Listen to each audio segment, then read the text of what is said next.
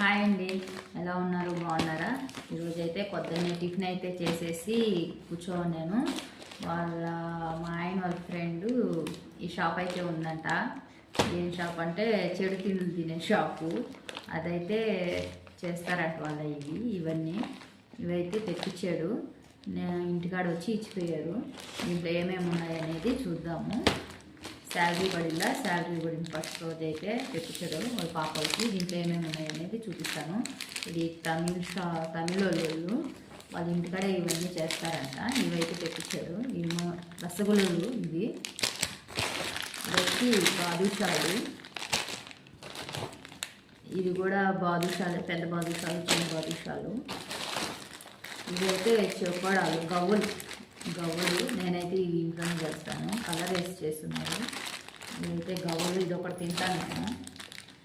ఇవి కూడా అన్నీ జీరాతో సంబంధించినవి తెచ్చిపిచ్చున్నాడు.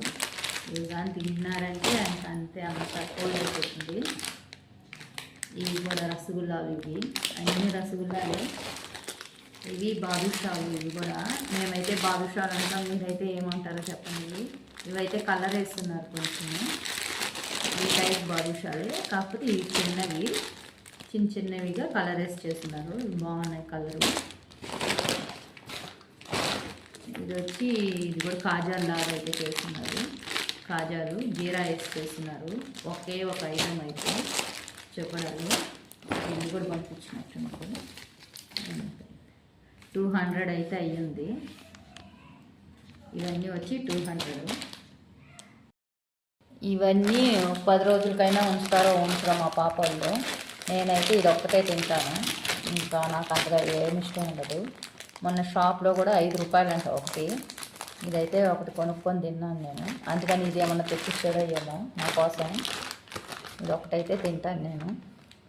మా వీడియో కానీ నచ్చినట్లయితే లైక్ చేయండి, షేర్ చేయండి, సబ్స్క్రైబ్ చేసుకోండి.